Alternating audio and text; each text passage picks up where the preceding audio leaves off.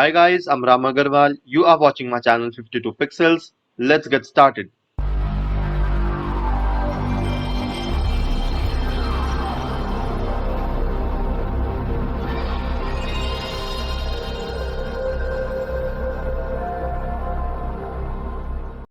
Hi guys, in today's tutorial we are going to learn how to convert an image into an oil paint. So to start with, this is our image that we are going to work with today. To convert the image into an oil paint, go to the filter tab over here, and in the previous tutorial we learned about the filter gallery and all the filters present in the filter gallery. In today in today's tutorial, what we are going to use is oil paint. So it's not in the filter gallery, but it's over here. So we get 3D, blur, gallery, distort, noise, pixelate, render, sharpen, and stylize. So in stylize, what you have to select is oil paint. So once you select oil paint, you can just take this over here, and if you tap on preview, this is how your image is going to look. I'll just zoom in. So this is the way your oil painting is going to look. You can also change the settings from here. So you can increase the stylization. It makes it more grainy and it gives more oil paint look to the image. This has cleanliness now. So cleanliness is basically the texture.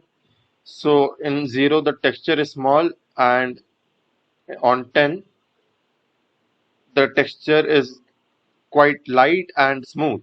So I want it around, let's say, 1.4 or 1.6. Now this is scale. Scale makes the image kind of like sharper. So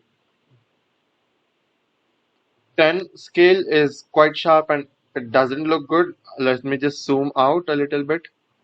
So as you can see, it doesn't look quite well. So let's make it around 3.1, or maybe let's try for 4. 4 looks kind of good. We can see the preview over here as well.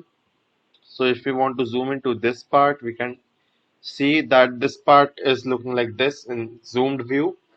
Now we have bristle detail. So it is at 10 now. We can reduce the bristle detail as well. And this is 0 bristle detail. And this is 7. So 7 is quite sharp. 10 is the sharpest. I want it around 7. 7 is good. Now we have lighting angle over here. So let's keep the angle as 90 because the shadows are like this. So maybe lighting angle, keeping the lighting angle as 90 will make it look even more realistic in terms of shadows. And this is shine. So shine 0, it means that there isn't the poster, the canvas effect on the painting.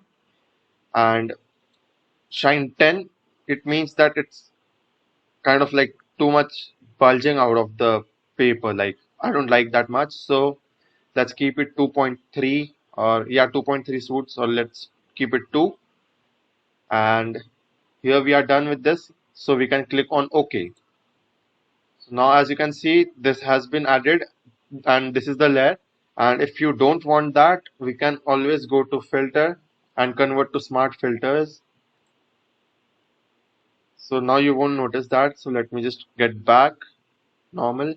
Now go to filter and convert to smart filters. So now my image is converted into a smart filter. And there is one more shortcut trick, that if we do one particular task using filters and once we undo it, we can always redo that. So we have this option over here to redo that effect. So I'll click on that and then click on OK. So this is my effect as I did the settings earlier, and it is applied to this smart layer, the smart object layer. And when I don't want that effect, I can just slide it to the dustbin. So it gets deleted without destroying my image. Well, that's it for today, guys. Hope you liked the video. Make sure you subscribe to 52 Pixels and tap on the bell icon to get notified. Thank you.